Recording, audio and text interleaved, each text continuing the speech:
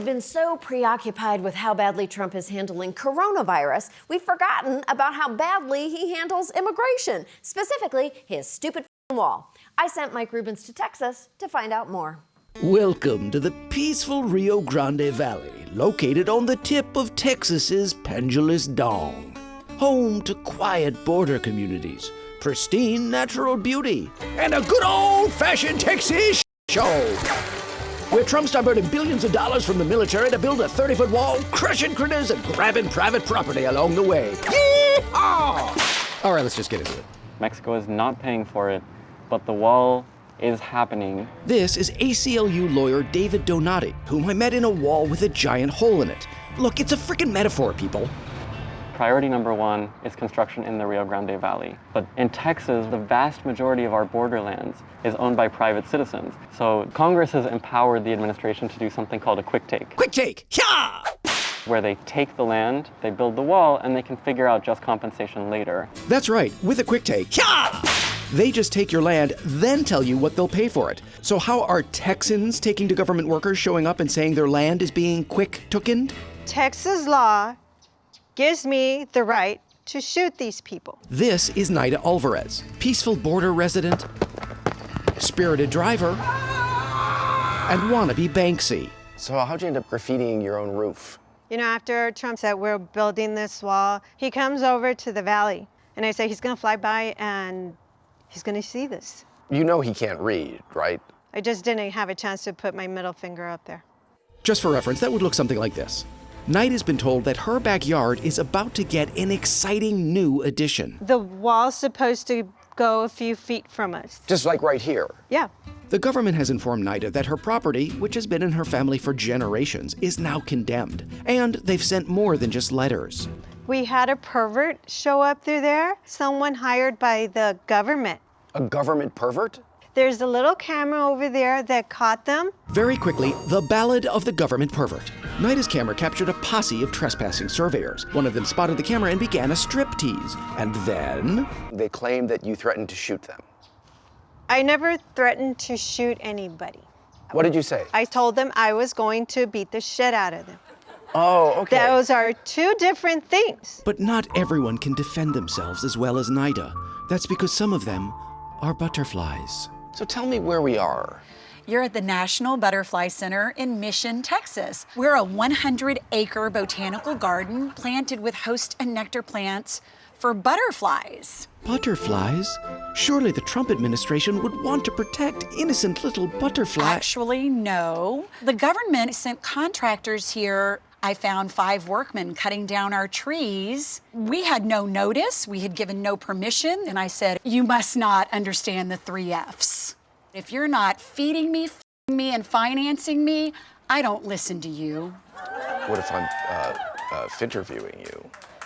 You got 5 minutes. Okay. Wow, Texas ladies are tough. So why piss them off? Why take this land to begin with? Because in this part of Texas, the border is the river, which is made up of a substance that scientists call water. So...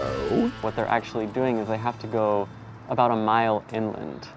And a lot of the United States is actually going to be behind a border wall. So to wall out foreigners, we just have to wall out our own citizens. That is exactly what's happening. The position of Trump's wall will create a no man's land. In Spanish, they call this tierra de nadie, or roughly translated, we just gave land back to Mexico. To speed the process, the Trump administration has ignored dozens of environmental regulations. They're violating the Rivers and Harbors Act, the Clean Water Act, the Solid Waste Disposal Act, the Native American Graves Protection and Repatriation Act. I'm sorry, they're building it on a Native American burial ground. All of this area was once inhabited by our indigenous peoples, and their remains are throughout the region. On the bright side, it can't get any worse.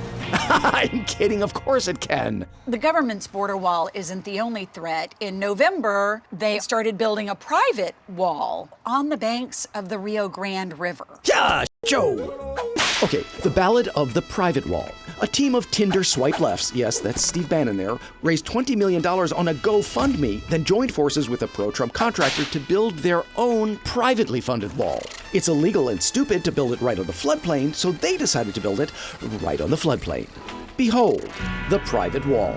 All in here in this bend in the river, there was hundreds of acres of just natural riverbank habitat like that. Just wild habitat. Wow. Father Roy Snipes is a local priest with property right next to the private wall. He took me on his boat to show me what happens when racism meets industrial scale arts and crafts. We always thought, well, you couldn't just bulldoze miles and miles of beautiful riverbank. You couldn't do that. But they did it. What do you think Jesus would feel about this?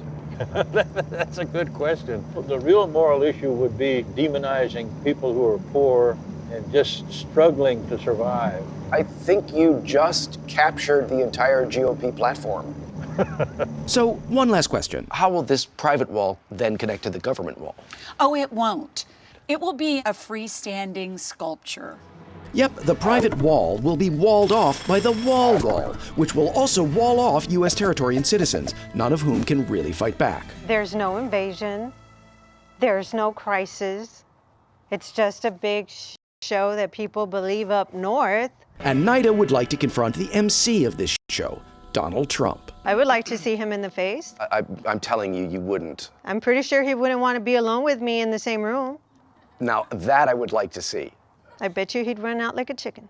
I see an incredibly lucrative pay-per-view opportunity in the future. Today's story is about finding hope, eventually, in an unexpected place. Atlantic City, AC town, that's a hell of a town. Atlantic City, once the gem of high society. And Atlantic City was known as the millionaire's playground. A playground where screwball celebrities delighted us with their goofy gunplay. Crowds were enchanted by daily attempts to murder a horse. And where Miss America was crowned. Atlantic City in Jersey town. Atlantic City in Jersey town, where hope is something. Wait a minute. What? What is it, the horse? The horse is okay. Oh, right, the other thing. It was also here that Donald Trump successfully proved that you could bankrupt not just one, but several casinos. And in his wake left pain and rubble and... Actually, hold on a sec. There we go. You're welcome. The point is, with his lying and cheating and destruction, Donald previewed in Atlantic City what he would do to the country. In many ways, Atlantic City is America, as anyone here will tell you. Is Atlantic City a metaphor for America?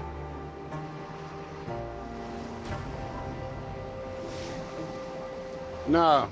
Would you just go with me on this? You see, I came here to talk to people to learn about the past and possibly the future, because if there is hope for post-Trump Atlantic City, maybe there's hope for all of us. When you think of Atlantic City, do you think of hope? Well, guess what? There are some who are tremendously optimistic about Atlantic City. I'm tremendously optimistic about Atlantic City. This is Mayor Marty Small. This is Mayor Marty's mantra. It's always a great day here in the city of Atlantic City. He says it at press conferences. Today is truly a great day here in the city of Atlantic City. They say it when you call his office. Mayor's office, it's a great day in the city of Atlantic City. And everyone here seems to have gotten the memo. It's a beautiful, great day in Atlantic City. It's always a great day in Atlantic City. Can we say great day? Great day! Great day. Mayor Small says even greater days are coming. We spoke in front of the remains of Trump Plaza about Atlantic City's way forward. Atlantic City knows Donald Trump the best. He left here on tremendously bad terms. This signifies the end of an era, but it also signifies the hope and a rebuild of something new, fresh, and exciting. The implosion here drew a pretty big crowd, yes? Yes. Have you considered rebuilding it and blowing it up again? No. We want to rebuild it and have something that can attract families right down the street. We're going to break ground in about a month on a $100 million water park. And we also have a golf course going up in the inlet, an 18-hole state-of-the-art miniature golf course. I'm sorry, what? Huh? What? I can't. Say it again. Could you hold on a second? Shut up! Continue. Yes, I mean, this is an optimistic time in Atlantic City. That's why we say it's a great day here in the city of Atlantic City. Great day. And I'm just excited and optimistic about America, too. They say that sooner or later, you meet everyone in Atlantic City on the boardwalk. To find out more, I set off down the boardwalk. A little bit off of it, I found Robert Ruffalo. Since 1973, he's sold vintage books and antiques from the city's golden era. This is a ski board that Rex the Wonder Dog would ride in the ocean. The Rex the Wonder Dog? The Rex the Wonder Dog. The Wonder Dog was right here. Yes. So will Atlantic City and America ever feel the innocent joy of the Rex the Wonder Doggian era? Back when this place knew how to properly terrify animals? If Atlantic City were a meal, what would it be? It wouldn't be a steak dinner these days, but Atlantic City always comes back. You have hope for Atlantic City. Is there hope for America? Oh, yes. Always bet on the desire of the American people to succeed. If the mayor is an expert in the present and Robert in the past, third-generation psychic Miss Erica is our guide to the future. Okay, the tarot cards are showing for me happiness, people starting to get back out there, everybody's energies that were once broken being happy again. So there is hope. Yes. The cards say that there's hope. I do see hope for the country. There is hope, the final confirmation here in the cards that the future is... You're not hiding something from me, are you? No, I don't see anything that I feel like you need to be alarmed about. Find the positive in it. Wait, maybe there is no hope. Maybe things won't be okay. On the other hand, she said there's nothing to worry about, but on the other hand, I don't even believe in the occult, and I think that psychics are full of shit. Find the positivity. We want you to have hope. Rex the Wonder Dog. I got kissed by Marilyn Monroe. Things are getting better. That's what's yet to come. Yet to come. I remember a horse. Never bet against Atlantic City. Raise one on the dog. You know what? I feel better. Back to the Hopi stuff and Atlantic City's reinvention. For example, We're in the process of creating a new slogan. May I make some recommendations? Shoot. Atlantic City, horny for improvement. I don't like that one. Just like Vegas has, what happens in Vegas stays in Vegas. How about what happens in Atlantic City? No, okay. Atlantic City, existentialist metaphor for America writ small. It's cool. there you have it, folks. I was right. And if you can find hope in this battered, struggling place, there's hope for all of us. Because remember, it's always a great day here in the city of Atlantic City. Atlantic City, that AC city, it's in New Jersey, and it's my town.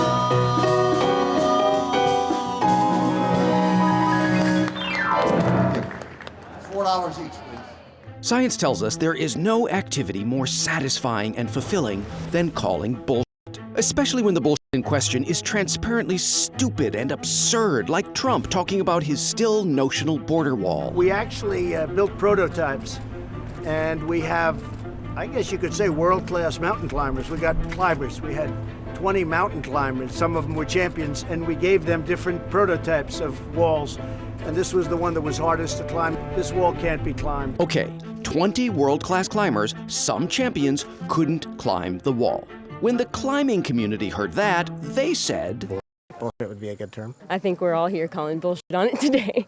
Here is Muir Valley, Kentucky. The mechanism for the calling of the bullshit is this, a replica of one of the 18-foot-high sections of Trump's border wall. The replica is the brainchild of climber and retired engineer Rick Weber, who had his own potty-mouthed reaction to Trump's claim. Well, I thought that's baloney. Rick! He said they had 20 of the finest mountaineers in the world and they couldn't climb it. Nobody in the climbing community has a clue who these people may have been, and you never tell a rock climber that something's impossible to climb because we'll go out and try it.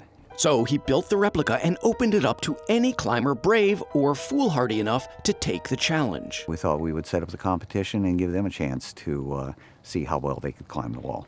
So the climbers signed their safety waivers, made their preparations, and got a final set of instructions. You can heel hook the plate because there are gaps between the plates on the actual wall. And so they set off. But could they scale the unscalable, climb the unclimbable, or was Trump right? Was this beyond... Oops, there we go.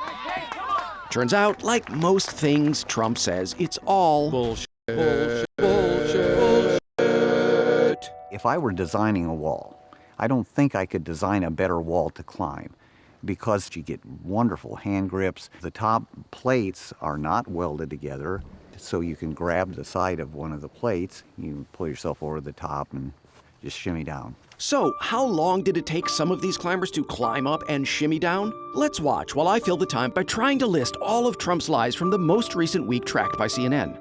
Ready?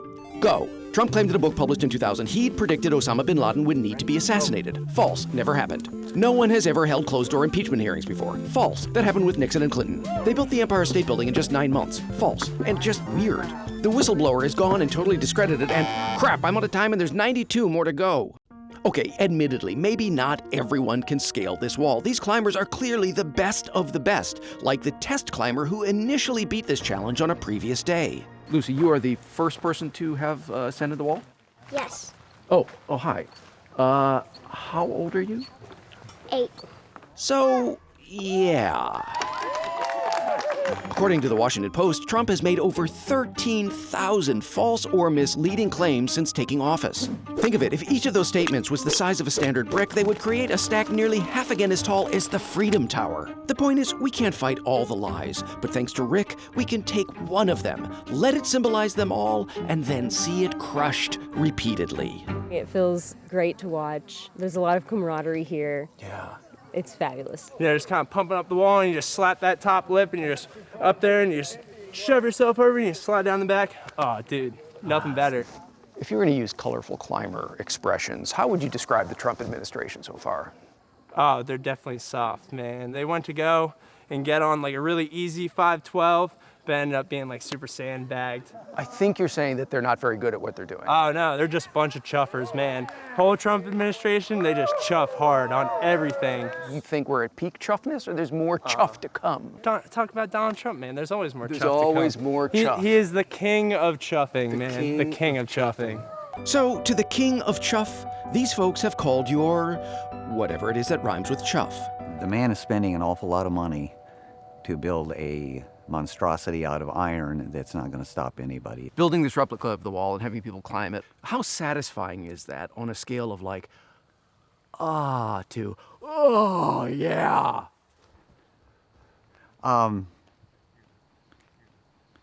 Hard question to answer. No, it's not. It's And that's the reason to cover what's admittedly a pretty minor story, because it feels good. Just to kind of sum up, I mean, bullshit was called today. Yes, by many people. Many people and 8-year-olds.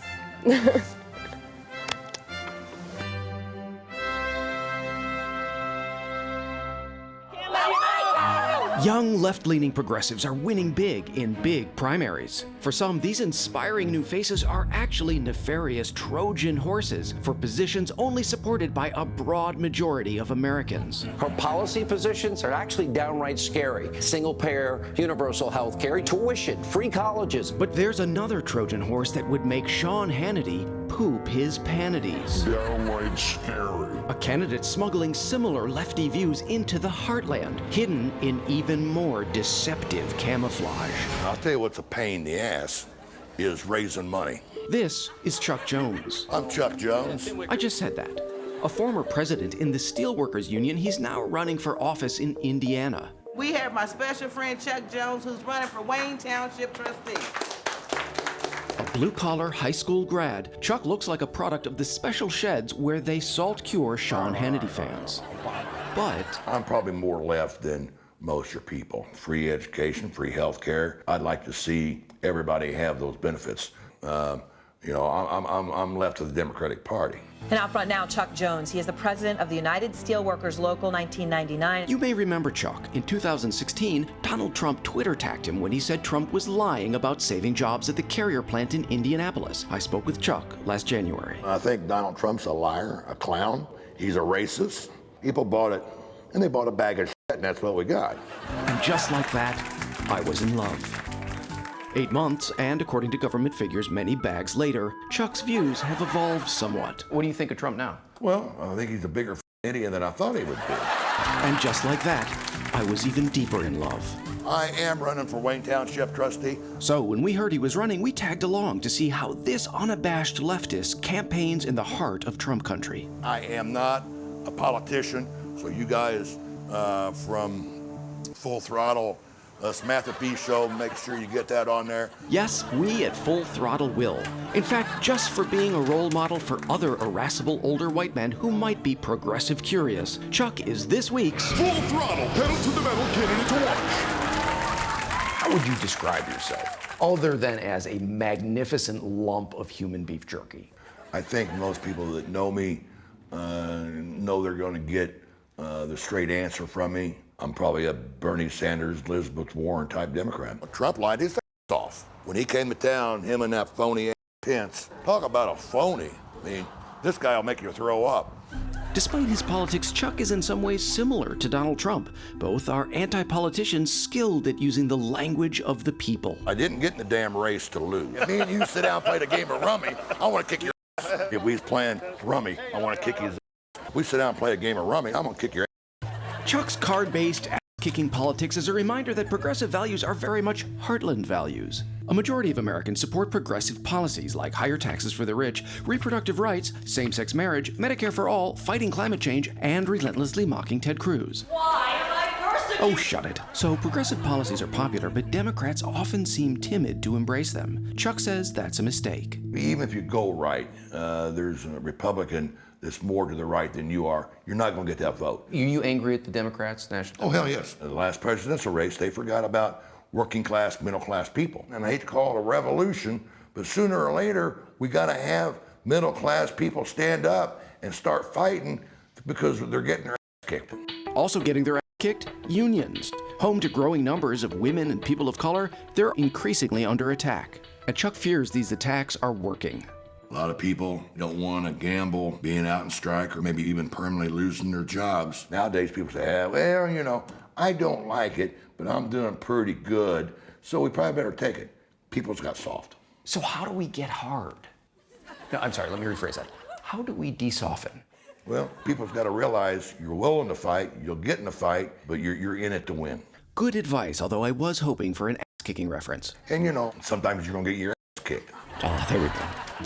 As we followed Chuck, we saw evidence that things are changing in the heart of Trumpland. We got more women on the ballot than we ever had. More women, more Democrats. Even so, people are still shy about expressing anti-Trump sentiment. See, I think these people thought Trump was going to really help them. Sure. He's going to help them. They don't care less. No. You know, he's all up. That's what these camera people. Oh my God, he's over here filming. Yeah. I'm eating. Well, they can hear you too. I got a mic on. Yep. That's what Mayo. We promise this nice lady signed a release and anyways has nothing to be ashamed of. In the end, this is a small story about a small race. But it speaks to larger truths like how progressive policies have deep roots and how you shouldn't judge a book by its cover, unless it's this book, which you immediately know is garbage. But the question remains, come November, can Chuck win? Hell yeah. I didn't get in the race to lose. If me and you was sitting down playing a game of rummy or tonk, I want to kick Chuck, thank you so much for coming on Full Throttle with Samantha. Coming up next on Full Throttle with Samantha Pete, Sammy Tamandwich so hard it cries. When it comes to the southern border, Fox News has done their best to calm our fears. Crisis at our southern border. A lion that's at our doorstep. The dangerous territory is all of Mexico. P.S. Tune into Fox's delightful new travel show, Don't Go There with Lou Dobbs. So when I was assigned to visit the border, I wanted to be prepared. I was heading to remote Lajitas, Texas, chasing rumors that a large group of invaders would be crossing there. As I arrived at the border and almost certain death, I found a barbecue? More specifically, I found a party spanning both sides of the Rio Grande, with Mexicans and Americans crossing freely back and forth and, yes, kinda breaking the law. This is an act of civil disobedience with a party. It's the 7th annual Fiesta Protesta. Fiesta Protesta. Food, music, even an international crew of water bronies. It's one day a year that reunites a community and families split when the border was closed after 9/11 by the guy who used to be our worst president. If you've never seen the togetherness, then you wouldn't notice the separation. We used to play softball against each other. We were integrated as a community. See, for ages, this was an informal crossing point for, well, how to describe it? It's a neighborhood with a river in the middle of it. Yeah, that. No había escuela en México, so cruzábamos todos los días para la escuela interlingua. These sisters went to school here, and in turn, Americans cross constantly to shop at their family's store. Háblame un poquito sobre esta comunidad. I speak English. Oh, Oh my God, thank God. It has been so long since high school. Let me see if I understand this correctly. Every day you would invade this country, go to high school, and then you just return home. Every single day. Yeah, like a neighborhood. Then in 2002, the border was shut. There was no business, no tourists, no nothing. That little town dissolved because there was no work for those people. I know a guy that used to work in the kitchen at the Starlight Theater. Yeah. Now he's over in St. Carlos and he works at a lead mine and he makes about $20 a day. He works in a lead mine. Works in a lead mine. A lead mine. On a list of the most desirable jobs, lead miner ranks way down, just above zombie fluffer. So if crossing here is now illegal, how does this party work? Here's an explanation from this friendly rabbi. As long as we stay close to the banks of the river, the Border Patrol has been happy to stand back and watch that happen. And they were definitely watching. They're over there? Oh, yeah. Right there? Oh, geez, they're over there. Yeah, they're Hey, right there. guys. And what did they see? Well, there was a wedding in the river. And then the rabbi did some sort of ceremony. Jesus said, I have come to bless all people. Ah, Mazel Tov. The event was joyful, but under Trump, its days may be numbered. I came here because I've heard through the grapevine that this may possibly be the last one they do for political reasons. I'm not necessarily pro let everybody come over here, but I think that we have gone completely beyond the limits that are necessary for what's going on. These people just want to see their families. And it used to be a place where they could openly cross, visit with each other, you know, the elders that lived on the other side. Thanks, Frank. Frank might not want us to talk about it, but there were rumors Border Patrol would be arresting people this year.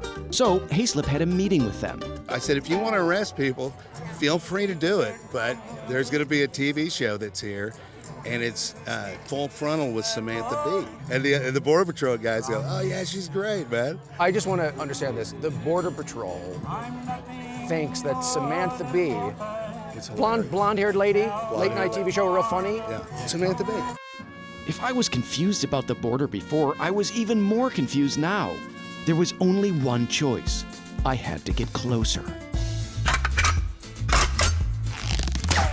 And into the river I went to meet my fans. Hi, I'm Mike Rubens from Full Frontal with Samantha Bee. Who the did he say it? It doesn't matter. You don't know me. You know, there's an informed, reasonable debate to be had about immigration and border control. Are you peeing also, or is it just me? This is not that. But I learned some things today. When we wall ourselves off, we lose something precious. That this guy isn't even Jewish. And just imagine how different our discussion of the border would be if Fox used our B-roll instead. We spent the past 2 days embedded with the Border Patrol on the ground and in the air and on the water. And you're going to be shocked by some of what the Border Patrol showed us. And here's just a little of what we were able to see for ourselves.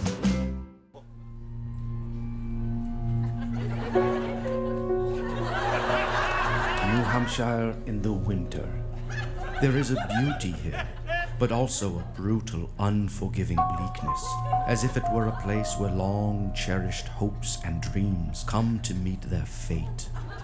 Pretty small crowd here, small room. Yeah, questions? Yes, ma'am. Questions. We've come to New Hampshire because we have questions for this question mark of a Jeb with an exclamation point. This candidate who should be winning but is instead totally getting his ass handed to him by an oddly tinted compilation of psychiatric symptoms, and by a man who seems like he would lecture a starving kitten on personal responsibility and then deport that kitten and his family. Jeb. Jeb? Jeb. And questions for his still enthusiastic supporters. If Jeb were a drink, what drink would he be? Milk. Milk is just a normal thing that wouldn't be fantastic if you could choose any drink, but it's a solid drink to have. It's a good analogy. Yes, milk. a source of calcium and protein, and mucus and flatulence. How is it possible that this inspiring milk essence has not captured the imagination of voters? Last night someone came and said, "You're down to my top 4 list." I think sometimes he comes across a little, maybe weak. He's a little meek, a little too meek. He's not cool. It's probably an adjective which means too meek, but I'll put it in 2 words and say he's too meek. A 22-year-old probably going to say, let's go vote for Jeb Bush. We found some 22-year-olds. What would they say to Jeb Bush? Jeb Bush, I'd want to kick you in the balls. I'd just say, don't even bother running for president. And their candidate? Donald Trump, baby! Donald Trump, baby. Despite Trump's loss in Iowa, he is still Jeb Bush's black beast. While Jeb is holding a town hall with 100 people, Trump is nearby in the state, holding a massive rally. This man blames all the Trump attention on the media. What gets on TV is the sound bites a lot. They don't have time for everything. He's right. We don't have time. But Jeb seems to believe that he does. He has taken to giving children a keepsake at his rallies to inspire them. It's a turtle and it said slow and steady wins the race, is what he said? Yes, perhaps it does. Or perhaps this turtle is helpless on its back in the mouth of a f***ing alligator. A lot of commercials, a lot of advertising in the mail. Advertising. Get plenty of advertising in the mail. I'm confused. We're at a hardware store. It is quaint. These veteran observers express confidence in Jeb. He could be a long shot, that's for sure. I wouldn't rule him out.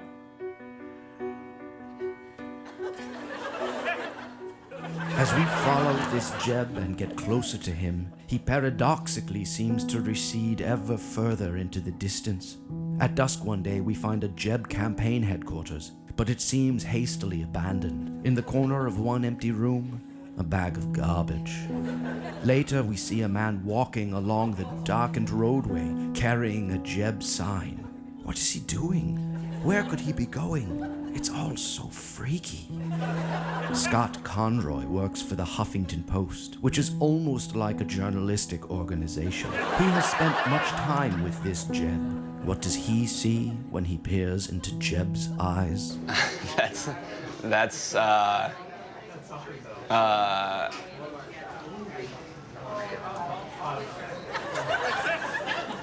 looking into Jeb's eyes.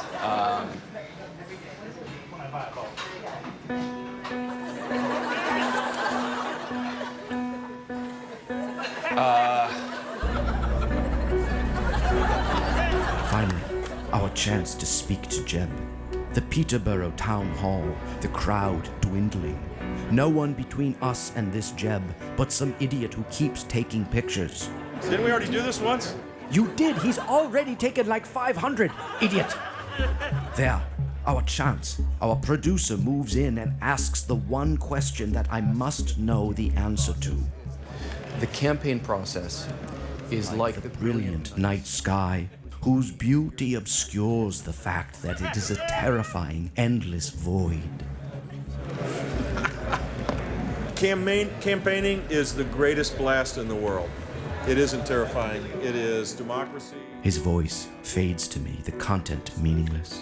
But I believe that he believes he can win. And for a moment, his belief makes me believe that I believe it too. Jeb! Aw, thanks for watching. If you'd like to hear more from Full Frontal, hit subscribe and visit our page for more videos. Or if you'd like to be radicalized, leave YouTube on autoplay.